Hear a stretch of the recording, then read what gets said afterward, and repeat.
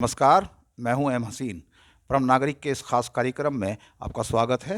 आज हमारे साथ हैं श्री हंसराज सचदेवा, जो कांग्रेस टिकट के सबसे स्ट्रॉन्ग कंटेंडर्स में से एक हैं। हंसराज सचदेवा जी का समीकरण, जातीय समीकरण कुछ ऐसा है कि वो टिकट की दौड़ में बहुत आगे निकल गए हैं। हम इन्हीं सारे मुद्दों को लेकर उनसे बात करेंगे। सबसे पहले उनका करते हैं स्वागत। आपका स्वागत है। धन्यवाद हसीन साहब, बहुत बहुत धन्यवाद आपका। मेरा सबसे पहला सवाल यही है कि कांग्रेस की जो लिस्ट है वो अटक रही है।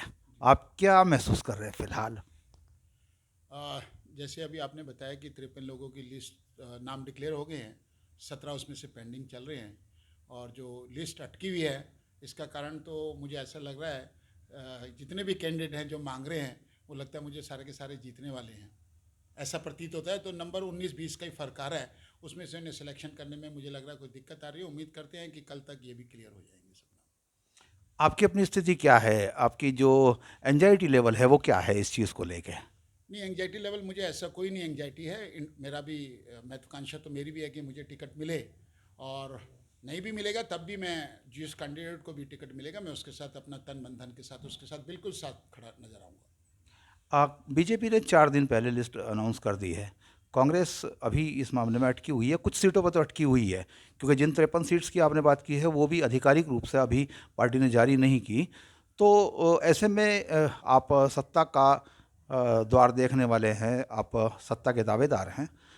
इसका कोई प्रभाव पड़ रहा है पार्टी के हालात पे? नहीं, ऐसा नहीं लगता। 53 सीटों का तो बिल्कुल क्लियर हो ही चुका है, लिस्ट आ चुकी है, उस पर मोहर लग के आ चुकी है। बाकी 17 रह गई हैं, उस पर मंथन चल रहा है और उम्मीद करते हैं कल तक आ जाएगा। थोड़ा बहुत ये जरूर होता है कि जो होता क्या है कि लेकिन कांग्रेस के जो बाकी बचे हुए 17 सीटें हैं वहाँ पे मेरे को तो ऐसा प्रतीत होता है कि सबने अपनी फाउंडेशन डाली हुई है, सिर्फ बिल्डिंग खड़ा करना रह गया। तो ऐसा मुझे नहीं नज़र आता कि कोई हमें इससे डैमेज आएगा। आप टिकट की सबसे स्ट्रॉन्ग कंटेंडर्स में एक हैं। कल अगर आपका नाम डिक्लेयर हो जाता है बतौर कैंडिडेट, तो आप बहुत बिजी हो जाएंगे। आपसे तब सवाल करना आसान नहीं होगा, इसलिए आज आपसे पूछता हूं मैं, आपके चुनाव लड़ने का आधार क्या है? आप रुड़की शहर को कैसे देखते हैं और क्या आपका इरादा है यहाँ कुछ करने का? देखिए, अभी आपने कहा कि मैं बिजी हो जाऊंगा, ऐसा बिल्कुल भी नहीं है, क्योंकि मेरा अपना जनाधार बना हुआ है। मेरा अपना एक, मैं महसूस करता हूँ कि लोगों से मेरा जो पहले से जुड़ाव है।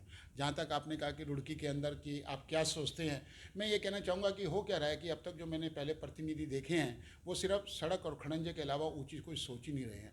मेरी इच्छा ये है कि हम रुड़की का नाम कम से कम आ, पूरे प्रदेश में, देश में ऐसा तो लेके आए, कोई ऐसा काम तो करें जिससे कि अंदर प्रदेश और देश में नाम हो। जैसे कि मैं एक दो उदाहरण भी देना चाहूँगा। जैसे हमारा सिविल हॉस्पिटल ही है, अगर हम इस सिविल हॉस्पिटल को एक ही प्रोजेक्ट लेके सिविल हॉस्पिटल को एम्स के लेवल पे भी लेके अगर आ जाते हैं तो जगह जगह के लोग रुड़की शहर में आएंगे। जबकि सड़कों पे तो एक आदमी मरता होगा जो कि नहीं मरना चाहिए, हॉस्पिटल स्वास्थ्य सेवाएं ना मिलने से 50 आदमी मर जाते हैं। अगर एक एम्स जैसा हॉस्पिटल इसी सिविल हॉस्पिटल को हम डेवलप कर देते हैं तो यहाँ रोजगार के बहुत से रोजगार पैदा होंगे, क्योंकि रेडी वाला, ऑटो वाला, होटल वाला, सबको रोजगार मिलेगा। तो मेरा कहने का मतलब है कि प्रतिनिधि का जो मेन उद्देश्य होना चाहिए वो रोजगार पैदा करने का भी होना चाहिए, ना कि सड़क खंडरंजे नाली के खड़ंजे तक ही अपने आप को सीमित नहीं रखना चाहिए। प्रदीप बत्रा जी बीजेपी के कैंडिडेट अनाउंस हो गए हैं। वो 10 साल विधायक रह चुके हैं। उनके क्रियाकलाप को लेकर आप कोई टिप्पणी करना चाहेंगे? मैं जहाँ तक उनकी 10 साल हो गए हैं, 5 साल वो पहले भी नगर निगम के नगर पालिका के चेयरमैन भी रह चुके हैं। जैसी उनकी क्षमता थी उन्होंने अपना काम किया। मैं ये महसूस करता हूँ कि हर आदमी अपनी क्षमता तक ही काम करता है और उसकी सोच उसके ऊपर ही तक ही नहीं रहती है। लेकिन मैंने आज तक जो महसूस किया है, मैंने रुड़की के अंदर ऐसा 15 साल के अंदर ऐसा कोई काम नहीं देखा कि जो ये बताए कि पूरे प्रदेश में नाम हो जाए कि रुड़की एक ऐसा शहर है। उसका अपना एक नाम होना चाहिए। जैसे मैं कहना चाहूँगा, हमारे यहाँ बहुत सारे आर्टिसंस, बहुत सारे कारीगर हैं, उन लोगों के लेके एक फेट होनी चाहिए, उनके उनके माल को लेके हमें एक फेट करनी चाहिए, जिससे कि पूरा प्रदेश क्या देश के लोग भी यहाँ पे करें। हरियाणा के अंदर बहुत जगह पे ऐसे होते हैं। तो कम से कम हमें प्रतिनिधि का दायित्व ये बनता है कि रोजगार जरूर पैदा करवाए। आपने ये कहा है कि अगर आपको टिकट मिलता है तो बढ़िया, नहीं आपको नहीं मिलता तो जिसे भी टिकट मिलेगा आप उसके साथ खड़े होंगे। जी। आपकी इस सकारात्मक भावना के लिए आपको साधुवाद। लेकिन मेरा सवाल ये है कि जो बाकी कंटेंडर्स में हैं उनमें आपकी प्रायोरिटी लिस्ट है कोई? नहीं, मेरे उनमें मेरे लिए तो सब बराबर है, सब कांग्रेस के करते हैं, कार्यकर्ता है, क्योंकि मुझे मालूम है कि 3 या 4 लोग ही हम इसमें दावेदार हैं। और तीनों चारों लेवल सबका बराबर बराबर है, और हम सबकी एक ही सोच होनी चाहिए कि जैसे टिकट मिले हम लोग को मिल के उस कैंडिडेट को जिताने की भरपूर कोशिश करें। धन्यवाद आपका। ये थे हंसराज सचदेवा जी, जो कांग्रेस टिकट के कंटेंडर हैं। हम इन्हें आज सिवाय शुभकामनाएं देने के और कुछ नहीं कर सकते कि इन्हें पार्टी अपना प्रत्याशी बनाए।